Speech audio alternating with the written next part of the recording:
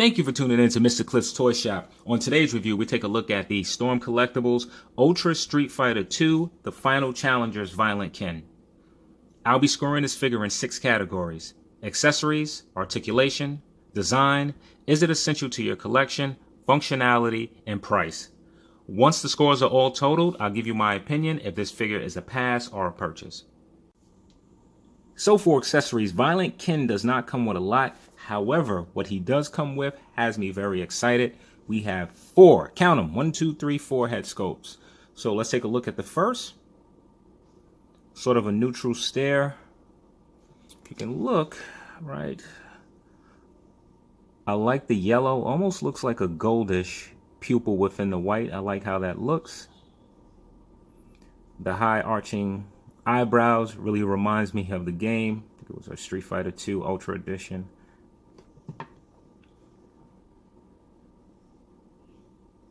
So with the second scope, I'm not sure what the marks are. I really have no idea. So if someone does know, please drop a comment in the comment section.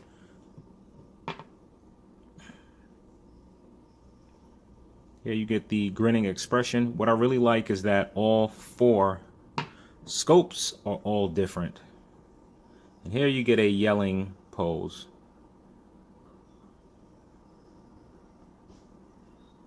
I recall the hair being more whitish rather in color.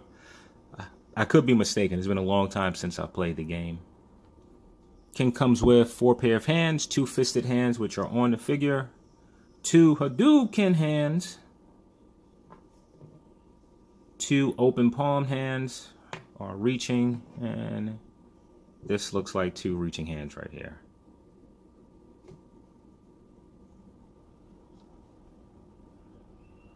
One thing that I really like about Storm collectible figures are the details, like the imprints on the faces, the fingers.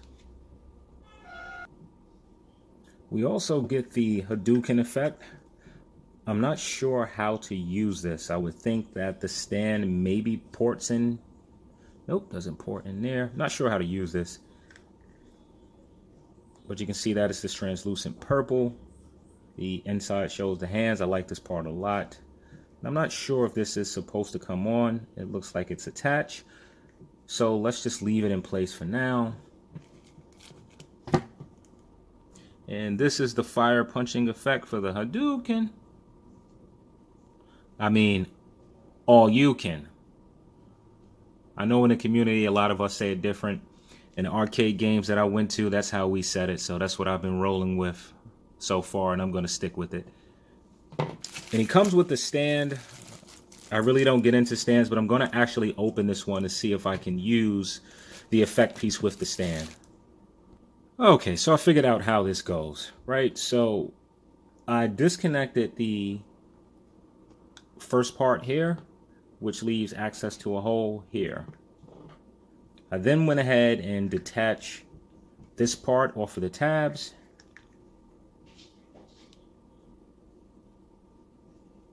So the hand came off, but it's very simple to place back on, right? So this goes in here like so. So now with the stand comes with a few pieces that you can use. This clamp, which we don't need right now. So I went ahead and ported in one of these plugs. Like, actually, this came already, no. Yeah, it came already ported in. So once you take the effect piece, if you look, you'll find a hole. Hole is right there, and it simply goes on top of this. And there you go. Let's take a look at articulation. So the head is able to look up that far, all the way down. You get rotation both left and right. Also get an excellent amount of pivot. So the arm is able to move this much in this direction. It's able to rotate a full 360. You have a butterfly joint. It's able to move forward that much, backward that much. There's an upper bicep swivel. Single jointed elbow. You also get rotation at the wrist, which also hinges up and down and moves left and right. So for the upper torso, you get that much movement backwards, a bit more forward. It's able to rotate left and right. And you also have some pivot. So for the lower piece of the torso, what do we get? It's hard for me to tell if it's crunching because of the top or the bottom part. So it appears that it's some movement in the lower torso part. So let's just say it goes back that much. And I popped it off. Should be simple to put back on. Okay, and it's back on. Right. So you also get swivel at the waist. The legs extend this far out, moves this far forward, that far backwards. There's a swivel at the upper wrist, excuse me, at the upper hip. You get double jointed knees, which bend in that much. And my top fell off again, so let's just leave that for the moment. You get rotation at the ankles, sort of a rotation plus pivot. Yeah. Okay, so you also get toe articulation, which moves up that far. Doesn't move down at all. The ankle itself, or foot, excuse me, moves up that much. Moves that much. Moves all the way down, actually. And there's a pivot and rotation. I just can't pivot the... Well, yes, I can. There it is. So there's a pivot. Doesn't appear to go much on the outside unless you have that pivot and turning motion that kind of works together. All right, and that's it for articulation. So for accessories, I'm going to give this a whopping 9 out of 10. The only thing that I can think that's missing would be some sort of effect piece to mimic the ta-ta-duken. So for articulation, I'm giving Violent Ken a 9 out of 10. I would have liked to had one additional point of articulation within the legs. However, look at this kick. Let's talk about design. So immediately when I look at the figure, I notice that there are some differences between the action figure and the version of Violent Ken in the Street Fighter 2 New Challengers game. Let's start with the hair and work our way down. So I recall the hair being more whiter in color. I'm not 100% about that, but I feel very confident that it was much lighter than what we're seeing here.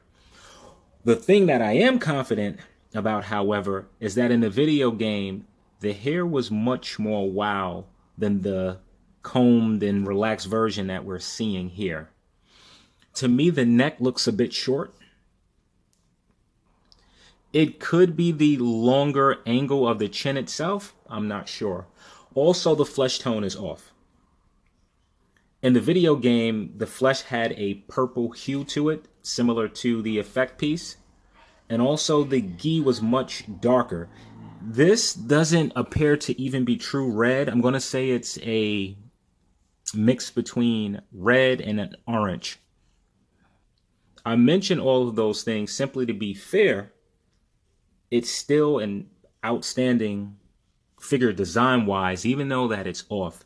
However, since it's not accurate, I'm going to give Violent Ken a 6 out of 10. So I nearly missed something for design. Take a look at the bottom of Ken's feet.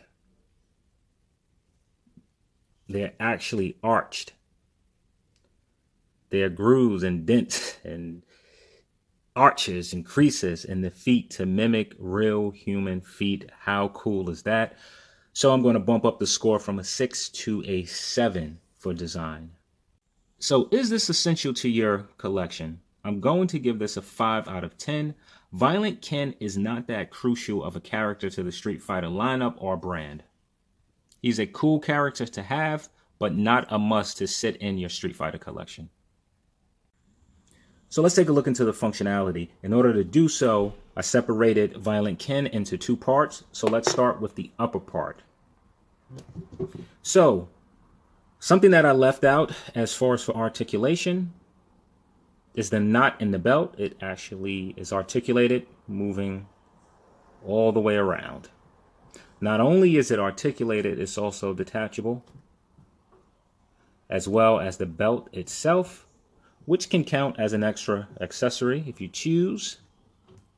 And the gi itself is also removable. How awesome is that? And it's very easy to take off. Simply pull back, work down by the arms. I don't want to take it off, so I'm going to leave it on. Being that we have this open, let's take a look into the body, the upper body itself, and how it's actually articulated. So you can see how much movement you're able to get. Right, so that's fantastic. So Violent Ken comes with a few movable pieces, such as this wristband. So what it does is it allows you to get the most range of movement. And as that ugly peg shows itself, you simply slide it down to cover it. I really like that. Now, one thing that I constantly get on Hot Toys about is that their additional hands do not come with pegs attached to it, which makes it complicated sometimes to attach the hands themselves to the peg. There is no exception with Storm Collectibles. I wish that they would give us hands that have the pegs already attached and we just need to plug in place. When I pop the hands off, I've been having, not going to say a difficult time, but they have not been going on as easy as I would like. I'm going to show you on video, and I guarantee you that it's going to go in just fine this time. Oh, no, it didn't. Oh.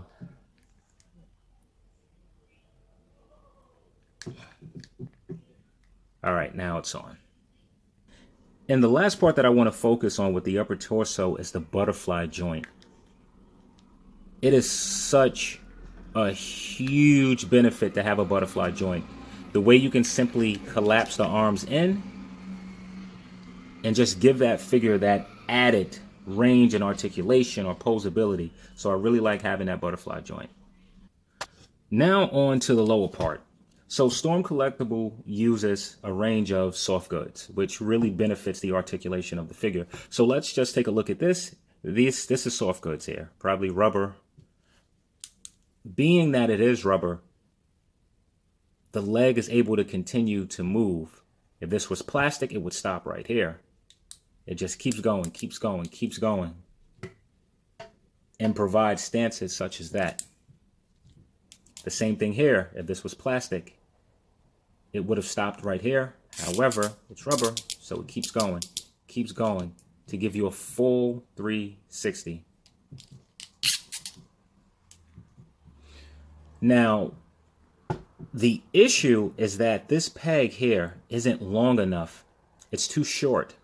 So as you're doing a 360, as you see, as the legs continue to come up, the peg gets shorter and shorter and shorter. So now it's unable to attach to the upper torso. I'm really unsure of how the engineers missed this part. So now the gift and the curse. For the design part, I raved about this. For functionality, I'm on the opposite end. Being that the feet are arched, it makes it difficult for this figure to stand. You really have to play around with the posing in order to get it to stand. If the feet were flat, it would be much easier to do so. I also missed an added point of articulation, which is at the upper part of the ankles. This part here moves as well. I wasn't aware of that. So for functionality, I'm going to give this Violent Ken an 8 out of 10. This would have been a 10 if the figure was easy to stand, but it is not. So Violent Ken comes priced in at $75, a whopping $20 more than its Mortal Kombat siblings such as Sub-Zero and Scorpion. However, what the Street Fighter figure comes with that they do not is an additional 3 heads. Ken has 4 uniquely sculpted heads, each different, each one making the figure feel brand new and fresh. So I'm giving this an 8 out of 10 for Bryson, which brings my Cliff score to 46 out of 60. So is Violent Ken a pass or a purchase? Well, it depends on a few things. First one starting, how big of a Street Fighter fan are you? I was a huge Street Fighter fan in the 90s. Not so much in the 2000s and onwards, even though I did purchase Street Fighter V. Ken is my favorite character. I was not a fan of the Street Fighter V version, therefore I didn't buy it. I assume Storm Collectible would make a classic version of Ken. However, Violent Ken showed before that figure, and it was enough to make me want this guy.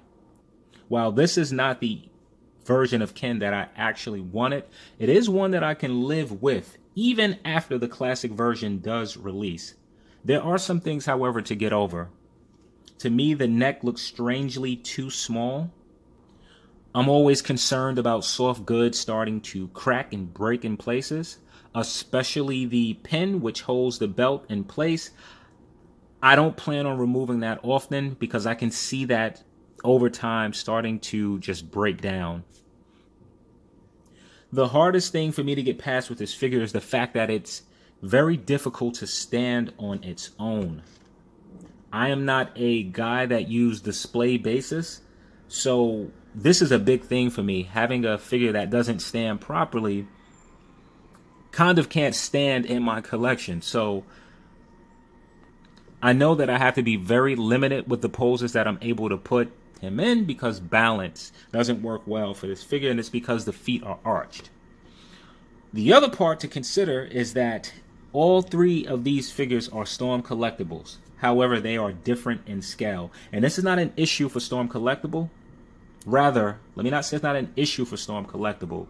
This isn't a miscalculation by Storm Collectible.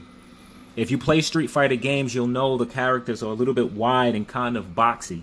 Mike Tyson, however, is more proportioned to an actual human's anatomy. Sort of the same with Smoke over here. So Ken is just widely disproportionate in width.